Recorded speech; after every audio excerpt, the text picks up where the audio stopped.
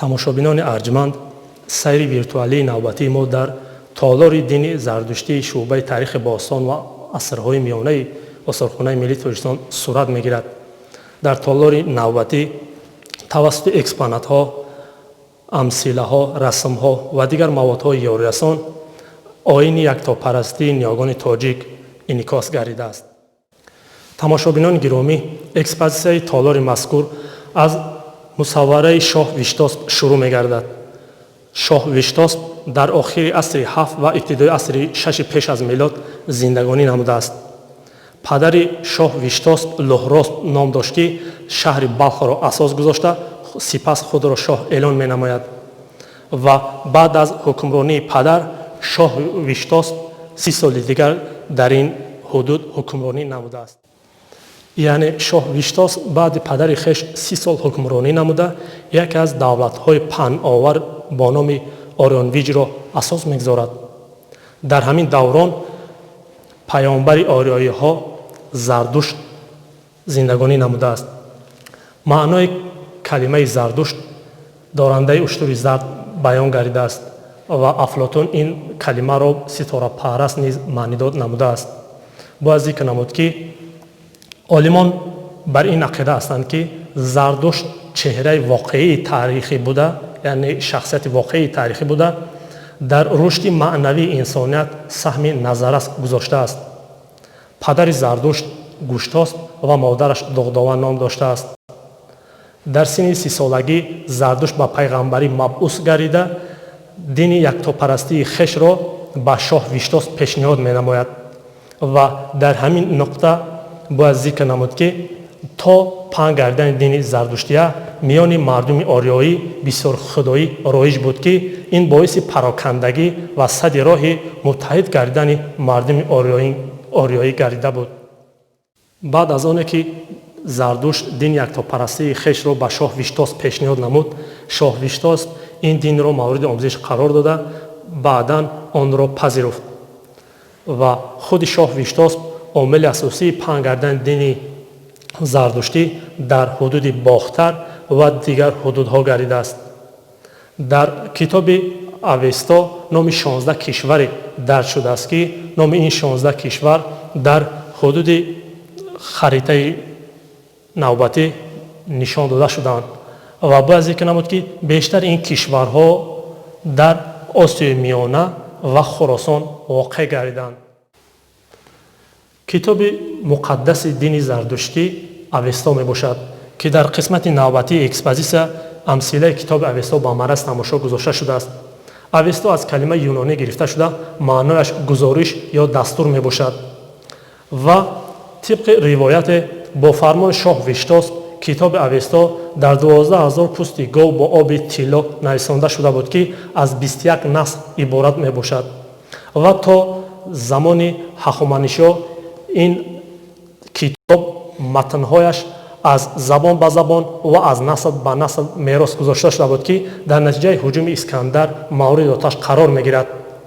ва он китобе ки то ба имрӯз боқӣ мондааст, ин китоби Авестои мутааллиқ ба асрҳои 12, 13 ва 14 мелодӣ буда, ин яъне ки тавассути даҳон ба даҳон ва аз насл ба насл то ба имрӯз боқӣ мондааст.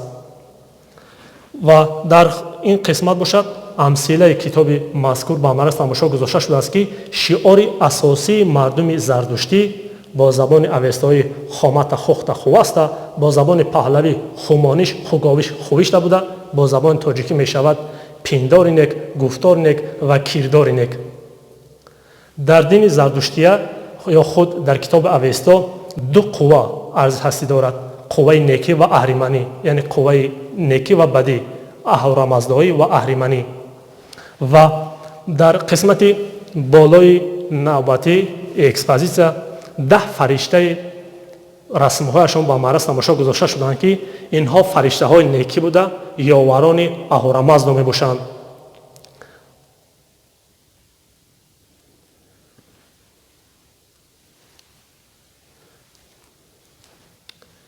мардуми ориёӣ ё худ зардуштиён дорои тақвими хеш буданд. як соли солшумории зардуштиҳо аз 360 рӯз иборат буд. соли зардуштиён ё тақвими зардуштиён аз 12 моҳ иборат буд, ки ҳар як моҳ дорои 30 рӯз буд ва ҳамчунин ҳар як моҳ ва ҳар як рӯзи моҳ дорои номҳои хеш буданд. мардуми ороӣ дорои ҷашнҳои бузурге ба монанди наврӯз, садам, меҳргон, тигрон, ялдо буданд, ки онҳо ҷабҳаҳои миллӣ, динӣ ва табииро доро мебошанд. дар дини зардуштӣ 4 унсур муқаддас буд: об, хок, оташ ва бод. ба ҳамин сабаб мардуми зардуштӣ ҷасадро дар хок дафн наменамуданд, дар оташ намесӯзониданд ва дар об низ ғарқ наменамуданд. онҳо ҷасадҳоро дар баланкӯҳо гузошта, лошакхӯрҳо гӯшт ва пӯсти онҳоро ба пуррагӣ истеъмол менамуд. баъд аз гузашти давраи муайян устухонҳои ҷасад гирифта шуда, дар ҳамин гуна устухонҳо ҷой карда мешуданд ва дар қисмати поён устухондонҳои асле ба мараз тамошо гузошта шуданд, ки онҳо аз ҷиҳати шакл ва ороиш аз ҳамдигар фарқ менамоянд. боқимондаи устухони майт дохили ин гуна устухондонҳо гирифта шуда, баъдан ин устухондонҳо дохили хонаҳои махсус бо ном дахмаҳо карда мешуд, ки дар витрина амсилаи дахма ба мараз тамошо гузошта шудааст. масалан, дар ин ҷо устухондоне ба мараз тамошо гузошта шудааст, ки мутааллиқ ба асрҳои 6-7 мелодӣ буда. симои зоҳирии ин устухондон бениҳоят диққатҷалбкунанда мебошад. дар ин устухондон ҳам инсон, ҳам растанӣ ва дигар ороишотҳо нақш бастааст. дохили ин устухондон дорои устухонҳо мебошанд, ки ин устухонҳои ҷасаде ба ҳисоб меравад.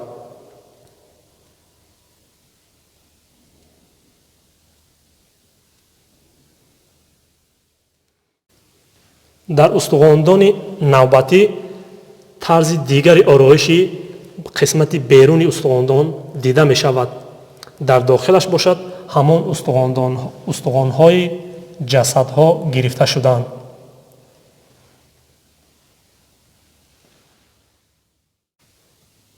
тамошобинони арҷманд, дар ин ҷо устухондоне ба мараз тамошо гузошта шудааст, ки барои гирифтани устухонҳои тифлон пешбинӣ шудааст.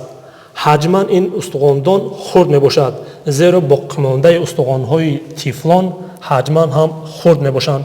ба ҳамин хотир устухондонҳо дар шакли ё худ ҳаҷми хурд омода карда мешуд.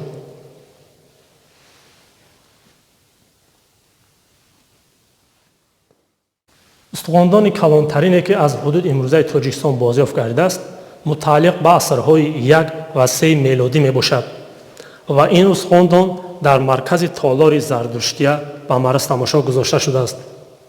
бояд зикр намуд, ки боқимондаи ҷасади инсон дохили ин гуна устухондонҳо карда шуда, болои ин устухондон маҳкам карда шуда, баъдан ин зери хок карда мешуд ва ин ба он хотир буд, ки ба ин восита хок аз ҷасади инсон ҳифз карда шавад, зеро хок барои зардуштиҳо дар баробари оташ, бод муқаддас буд. ва бояд зикр намуд, ки ин устухондон аз ноҳияи фархори қисмати ҷануби Тоҷикистон бозёфт гардидааст. дар ин ҷо амсилаи дахма ба мараз тамошо гузошта шудааст ва дар асл ин дахмаҳо ҳаҷми калонро доро мебошанд. ин устухондонҳое, ки дар қисмати қаблӣ мушоҳида намудед, ин устухондонҳо дохили ҳамин гуна дахмаҳо карда мешавад, ки дар ин ҷо мо устухондонеро дар дохили дахма мушоҳида менамоем. ва бояд зикр намуд, ки баъд аз оне ки ин устухондонҳо дохили ин гуна дахмаҳо карда мешуд, назди ин дахмаҳо баъдан маҳкам карда мешуд. яке аз бозёфтҳои муҳими толори навбатӣ ин миҷмар мебошад, ки аз шаҳри Хуҷанд бозёфт гардидааст ва ин миҷмар бениҳоят ҷолиб буда, дорои нақшҳои гуногун мебошад ва дар ин гуна миҷмарҳо растаниҳои бӯйхушккунанда гузошта шуда, оташ зада мешуданд, то дохили маъбад бӯи хуш намояд. ҳамчунин дар баробари ин намунаи дигари миҷмаре, ки дар ҳамин толор ба мараз тамошо гузошта шудааст, ин миҷмар аз биринҷ омода гардидааст. ва дар ду расми дигар бошад коинои маъбади зардуштӣ ҳангоми дуохонӣ тасвир гардиданд. тамошобинони арҷманд, ин буд сайри мухтасари мо дар толори зардуштияи усулхонаи миллии Тоҷикистон. то сайрҳои виртуалии баъдӣ дар хона бимонед ва бо усулхонаи миллии Тоҷикистон бимонед. худ ва наздикони хешро ҳимоя намоед.